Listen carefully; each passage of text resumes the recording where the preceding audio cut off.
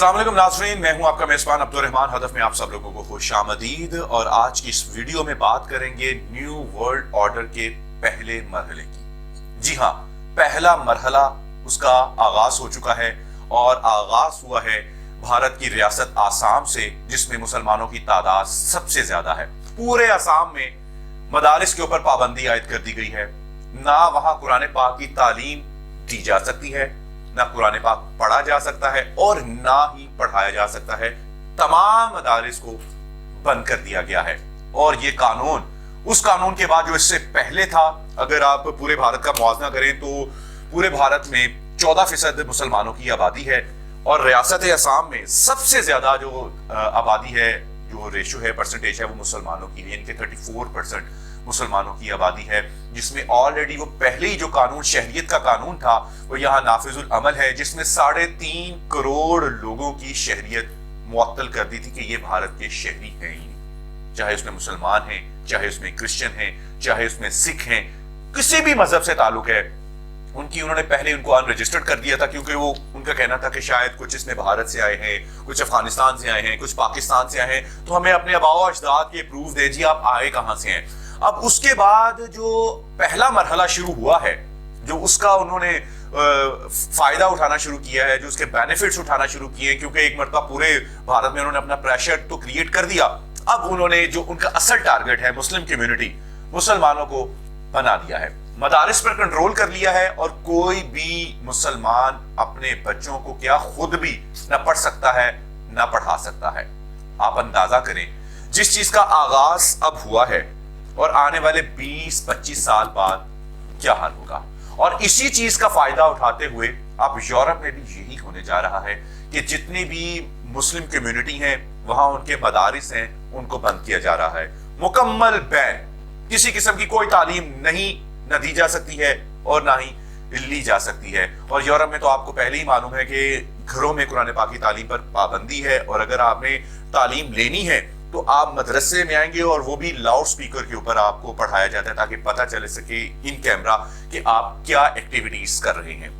बहरहाल, सबसे पहले जो दूसरी कुव्वतें हैं पूरी दुनिया को जो इस वक्त चला रही हैं, उन्होंने इसको भारत में आसाम से इसका आगाज करवा दिया है। अब दूसरा स्टेप क्या होगा?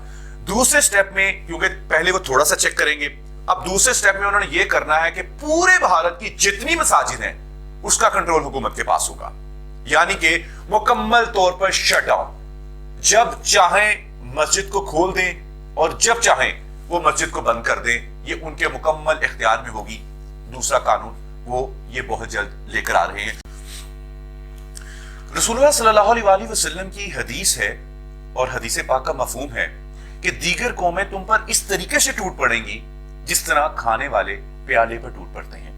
और ये हदीस इस वजह से थी कि जब इंसान अपने दीन से दूर हो जाएगा तो फिर डेफिनेटली दूसरी कौमें उसके ऊपर टूट पड़ेंगी और हर कोई दावत देगा कि तुम भी आओ मुसलमानों को खाओ, तुम भी आओ मुसलमानों को खाओ, तुम भी आओ मुसलमानों को खाओ।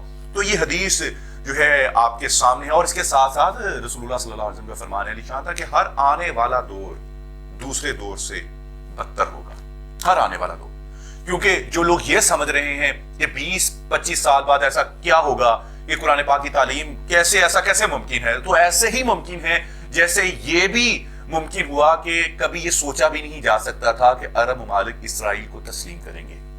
कभी सोचा। दुबई इस वक्त जो कि इसराइलियों की अमाज का बन गया है और वो बड़े खुश हैं, और तमाम तर शहरियों का कहना है कि हम इस वक्त ऐसे लगता है जैसे तल अबीब में हैं और हर तरफ हमें यहूदी जुबान वाले मिल रहे हैं।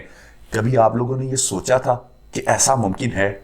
अगर ये मुमकिन हो सकता है तो खुदारा होश के नाखून लीजिए और वो शख्स और वो पाकिस्तानी जो कहते हैं कि पाकिस्तान के ऊपर इस वक्त खलाई मखलूक ने कब्जा कर रखा है, ये कर रखा है, वो खुदा का शुक्र करें कि आप इस वक्त आज़ाद हैं, अपनी मर्जी से अपने बच्चों को एंजॉय करवा रहे हैं। हर किस्म की तालीमात, फंडामेंटल राइट्स, आपकी बोलने के, उठने के, बैठने के तमाम तर हकूक आपके पास हैं, क्योंकि आप एक आज़ाद मुल्क में हैं, आजाद मुस्लिम मुल्क में हैं। तो आप लोगों को खुदा का शुक्र करना चाहिए। अच्छा, बात सिर्फ यहां खत्म नहीं होती, इसका सिलसिला मजीद आगे बढ़ता है। इसके बाद कुरान पाक की छपाई को भी बैन किया जा रहा है कि किसी किस्म की कोई कुरान पाक तो ठीक, इसके साथ साथ कोई भी अहादीस या कोई भी मजहबी किताब को नहीं छापा जाएगा, इसके ऊपर भी पाबंदी आयद की जा रही है।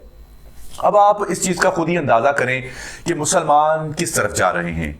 क्यों ना दूसरी कौमें उनके ऊपर हमला करें, क्यों ना उनको जो है अपना नवाला बनाए, क्योंकि वो अपने मजहब अपने दीन से दूर होते चले जा रहे हैं। नाज़रीन, मुझे दीजिए इजाजत, फिल वक्त के लिए इतना ही। अल्लाह हाफिज़।